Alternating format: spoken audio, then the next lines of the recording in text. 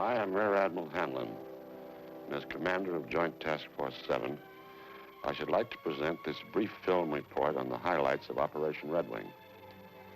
I want to point out to those of you who might have a deeper interest, not fulfilled by this report, that there are available more detailed reports, such as Commander Joint Task Force 7, Final Report on Operation Redwing, the Armed Forces Special Weapons Project, technical films, written reports, and short technical films produced by the task force overseas. My Chief of Staff and deputies will assist in this presentation. Redwing, the sixth series of nuclear tests conducted in the Pacific Proving Ground, was nearly 3 times the magnitude of that of any previous one. The purpose of Redwing was twofold: to test 17 experimental weapons and devices, to conduct some 43 weapons effects tests and diagnostic measurements associated with the 17 shots. The cost of Redwing was on the order of $160 million and did not include the cost of nuclear materials or the design and production of the devices. Some $120 million went for the cost of participation by the Army, Navy, Air Force, Joint Task Force 7, Armed Forces Special Weapon Project, and the Atomic Energy Commission. The remainder was experimental expenses, which included approximately $24 million, covering the expendable scientific construction. This is the price paid for testing operations necessary for the advancement of nuclear weapons and conducted in a remote area of the Pacific to provide the ultimate in safety factors. Obviously, an operation of the magnitude of Redwing requires a great deal of support in terms of people, aircraft, ships, and money. A complex but extremely flexible command organization and an elaborate communication network. Organizationally, Redwing carried a typical Joint Task Force staff of about 170 people, divided about equally among the 3 services. The command was organized into 5 task groups: Task Group 7.1, Task Group 7.2, 7.3, 7.4, and 7.5. 7.1 consisted of about 1,200 scientific and military personnel and were concerned with positioning, arming, and detonating all weapons and devices. It also conducted weapons effects tests and diagnostic measurement programs. 7.2, about 1,200 Army personnel, provided ground security, operated communications, provided certain logistic support, including 550 vehicles of all types, and some $1.5 million worth of signal equipment. The Navy Task Group 7.3, with some 22 ships, 31 small craft, 37 aircraft, and approximately 6,000 personnel, provided security and safety patrols in the danger area. Surface ship transportation between the Pacific Proving Ground and the zone of the interior. A small boat and helicopter transport at Bikini Atoll. Shipboard command and communication facilities and support of numerous scientific projects. The Air Force Task Group 7.4, with some 2,300 personnel and about 130 aircraft, exercised air control and directed operation of all test and support aircraft, was responsible for search and rescue functions, provided weather service and air transport at Eniwetok Atoll and between Bikini and Eniwetok Atolls. Task Group 7.5, with about 2,000 civilian personnel, provided base logistic support, built structures for effects and diagnostic measurement programs, and operated a boat pool at Eniwetok Atoll. We planned Redwing so as to utilize the 2 atoll concept. That is, large, hard shots were fired at Bikini, and the small, relatively easy ones at the Eniwetok Atoll. Actually, on 2 occasions, shots were fired nearly simultaneously at both atolls. This was an innovation unique to Redwing. From the very beginning, great emphasis was placed on the safety of the personnel in the Pacific Proving Ground, natives of the Marshall Islands, shipping and air traffic. For the latter part of Castle and for Redwing, the danger area was increased to about 400,000 square miles to afford adequate protection. The smaller area was the air control area. A continuous search of the large area was conducted by a squadron of Navy patrol aircraft. Better weather information and therefore more reliable forecasting was realized through a weather central staffed with highly qualified personnel from all services. The acquiring of a new type of weather balloon operable above 90,000 feet, development of the WASP, high-altitude weather-sounding missile, effective to altitudes of about 100,000 feet and launched from destroyer weather ships, and construction of 4 weather stations by the task force to augment the existing Pacific Area Weather Service. In the RAD-SAFE area, we had an effective fallout prediction unit in headquarters. Another innovation was equipping of this unit with fallout computers, recently developed by the National Bureau of Standards and the Sandia Corporation. 17 RAD-SAFE monitoring stations were located throughout the Pacific area to provide further protection. In the interest of fish life protection, marine radiological surveys were made of large areas in Pacific Proving Ground and vicinity by Navy ships using scientific personnel of the Atomic Energy Commission, Division of Biology and Medicine. This was done first about the middle of the operation and again after the operation terminated. The Scripps Institute conducted continuous oceanographic analyses of fallout areas. I should like to digress for a moment to comment on the official observer program sponsored by the Atomic Energy Commission and the Department of Defense. During Redwing, we had 6 separate groups of responsible military and civilian officials, and in addition, large numbers of technical observers visited the Pacific Proving Grounds.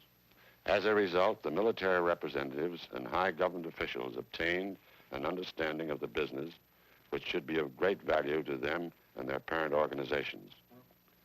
Of special interest was the press and Federal Civil Defense Agency observer groups. The press group consisted of some 15 media representatives from the field of television, radio, newspapers, magazines, and periodicals. A like number from the Federal Civil Defense Agency from all over the country witnessed the shots. These groups witnessed the Cherokee airdrop, which was declared an open shot for this purpose. Due to weather delays postponing Cherokee for 18 days, the group was able to witness the La Crosse shot, also declared an open shot for Redwing. Judging from reports and comments, it would appear that the press visit resulted in a substantial contribution to public relations for the military services and the Atomic Energy Commission. It is felt that these programs were justified. At this point, I should like to ask Dr. Ogle, my scientific director, to provide a resume of the weapons development highlights on Redwing. Dr. Ogle? Castle in 1954 gave us thermonuclear devices that could be carried only in our largest planes. We needed weapons now that could be carried externally on fighter aircraft, or that could be dropped by light and medium bombers. And we needed small diameter, lightweight thermonuclear weapons for use in conjunction with the missiles being developed by the armed forces. Thus, a major part of the development effort of the 2 weapons laboratories, Los Alamos Scientific Laboratory and University of California Radiation Laboratory at Livermore, for the year and a half preceding Redwing, went into the design of smaller and lighter thermonuclear devices. In addition, we made strenuous efforts to reduce the size and weight of our fission weapons, perhaps at the expense of efficiency, to meet present and future requirements of small missiles, artillery, and ground-to-air missiles. Code name La Crosse, 39 kilotons.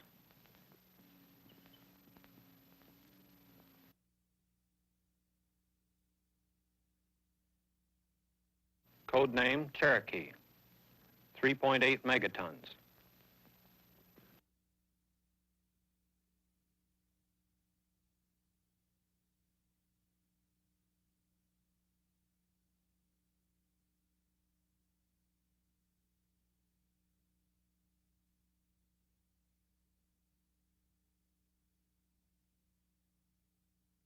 Osage, 1.7 kilotons.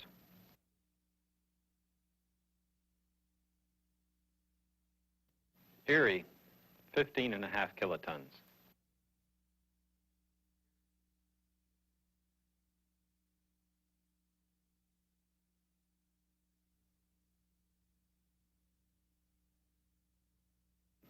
Seminole, 13 kilotons.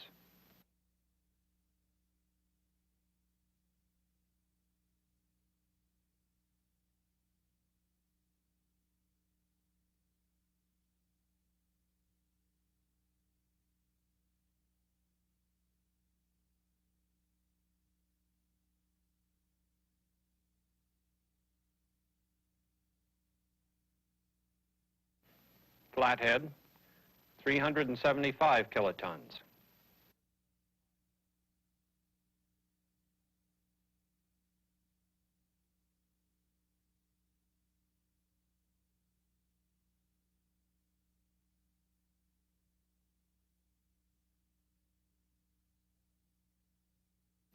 Dakota, 1.1 megatons.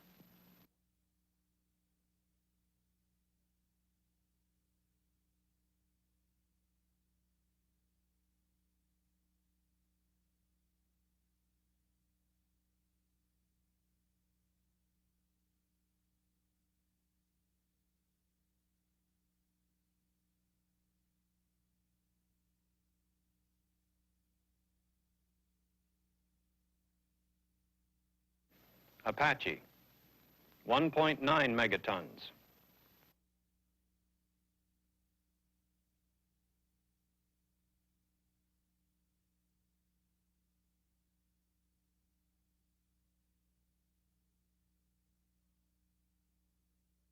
Huron, 270 kilotons.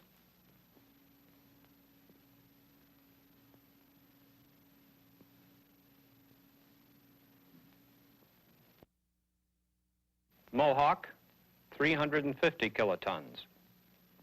The main contribution of activity to fallout from such devices comes from the radioactive fragments produced by that fission. Such fallout may seriously contaminate the region close to a detonation. It may injure or kill people several hundred miles from the point of detonation.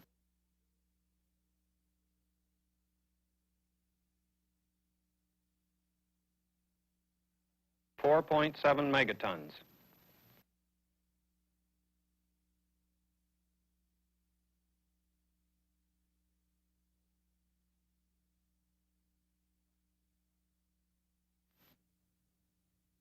Piwa, 5 megatons.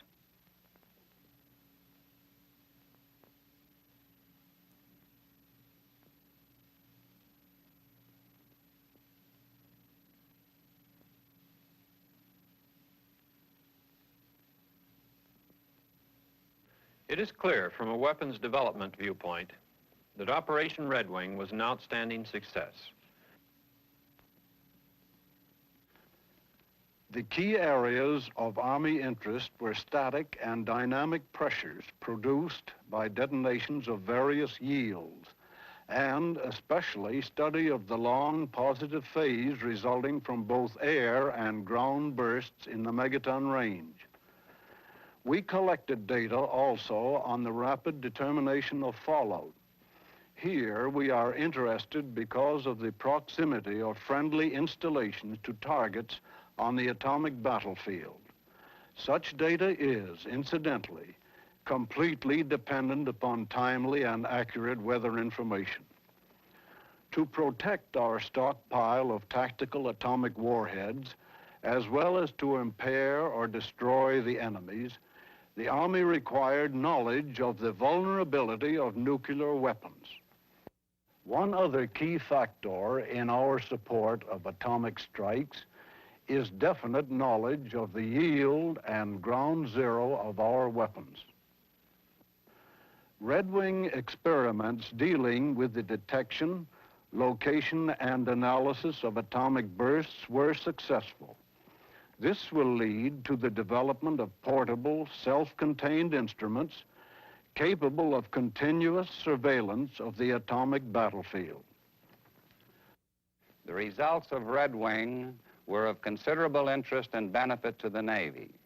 An outstanding feature was the increased yields obtainable from devices of greatly decreased sizes and weights.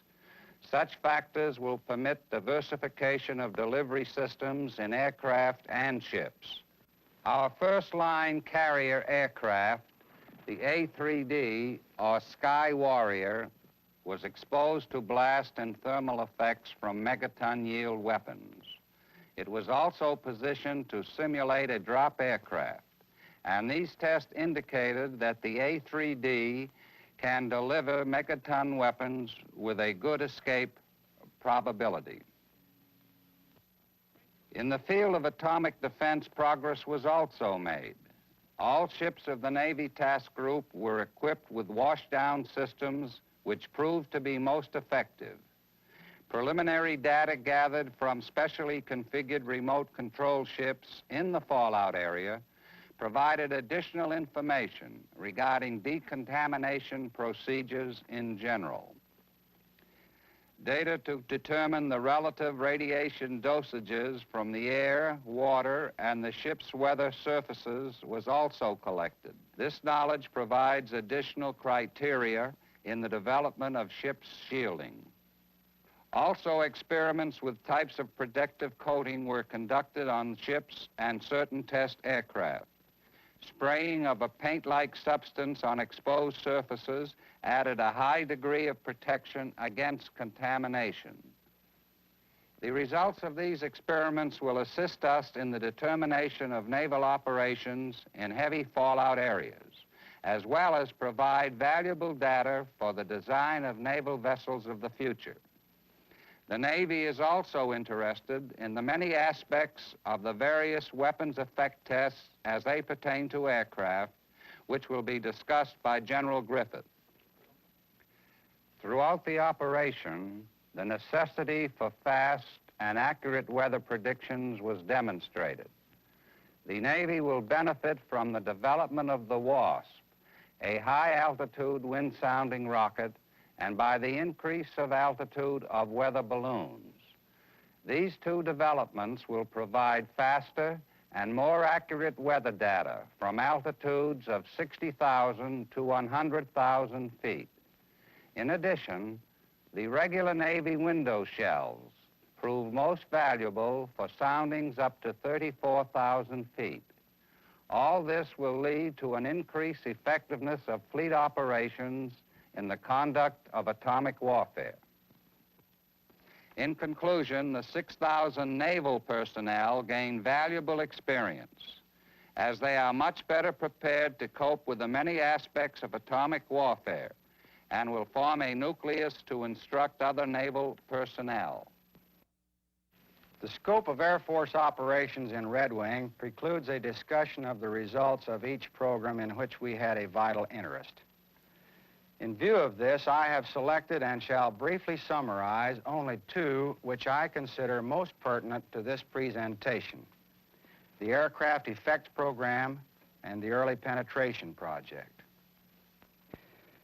The Aircraft Effects Program was designed to test the structural responses of operational type aircraft to the blast and thermal loads experienced in the vicinity of nuclear or thermonuclear detonations. The particular Air Force aircraft tested during wing were the B-52, the B-47, the B-66, the B-57, the F-84F, and the F-101. These aircraft were positioned to receive the type loads they would experience during weapon delivery. In general, they were flown directly over ground zero at a time shortly before, at, or after the burst time to receive the desired effects. While the objective of such studies was the collection of scientific data, the safety of air crews was a consideration of primary importance in the conduct of Red Wing aircraft tests. Elaborate precautions were taken to ensure that the aircraft would be in the right place at the right time. The preliminary data acquired by the effects aircraft indicate excellent results. In addition to giving us safety parameters for existing aircraft, the data should be of great value in design of future aircraft. The early penetration project was included to investigate the feasibility of aircraft penetrating clouds from high-yield weapons at times shortly after a burst. 5 B-57s and 21 pilots from the Tactical Air Command were assigned for the project. The B-57B was chosen due to its high altitude capabilities, and the 21 pilots were required to ensure that sufficient data could be accumulated without subjecting any individual to excessive doses of radiation. It was determined that such cloud penetrations would have to be made so early that the conservative operational radiation dosage limit of 3.9 Röntgen would have to be exceeded in individual penetrations. Task Force 7 received approval for a dosage of 50 Röntgens for the 21 pilots. Mission planning, however, assured that no pilot would receive over 25 Röntgens, and in a great many penetrations, no dosages over 10 Röntgens were recorded. During the operation, there were 2 drops by aircraft. This was a free-fall drop of a thermonuclear weapon by a B-52 flying at 40,000 feet. It was set to burst at 5,000 feet, but actually burst at 4,300 feet with a yield of 3.5 megatons. The bomb did not have a good CEP because of personnel error. This caused some loss of data. Most significant, however, is the fact that we satisfactorily proof-tested the delivery capability of a thermonuclear weapon with a B-52. It can be predicted that high-performance operational type aircraft can fly through the cloud from any weapon, the design of which we know, at an altitude of 45,000 feet or less, at any time later than 10 minutes after detonation, and the pilot will probably receive no more than 75 Röntgens total dosage. Thank you, General Griffith. Admiral Sutherland, will you please summarize the operation at this time?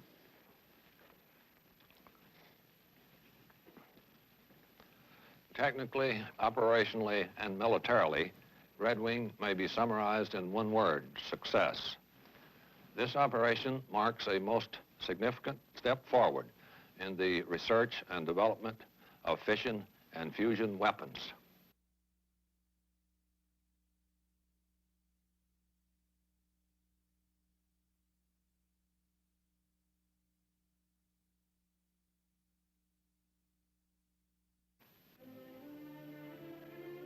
These successful tests will lead to the development of a variety of weapons calculated to meet a wide range of military usage, including defense against air attack.